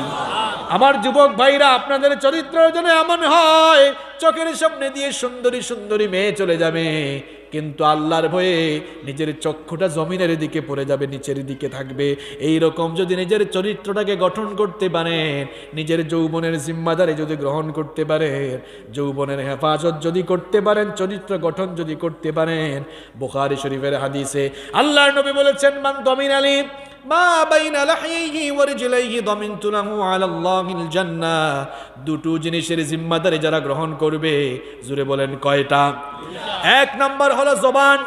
অর্থাৎ এই জবান দিয়ে যদি কেউ খারাপ কথা না বলে, অন্যায় কথা না বলে, জবানটা যদি আল্লাহর দিকে আর আল্লাহর বিধান মতো পরিচালনা করে, এই জবানের জিম্মাদারি যারা গ্রহণ করবে। আর দুই নাম্বার হলো নিজের যৌনাঙ্গ, নিজের লজ্জাস্থানের হেফাজত যারা করবে, অর্থাৎ নিজেদের চরিত্র যারা হেফাজত করবে। এই দুটো জিনিস অর্থাৎ মুখ, জবান আর নিজের যৌনাঙ্গ, নিজের চরিত্রের জিম্মাদারি যারা গ্রহণ করবে, আল্লাহর নবী বলেছেন কিয়ামতের দিন আমি নিজে ওই লোকগুলোর জন্য জান্নাতের জিম্মাদার হয়ে যাব। আমার যুবক ভাইদেরকে বলতে চাই, এই যৌবনকে নষ্ট করা যাবে।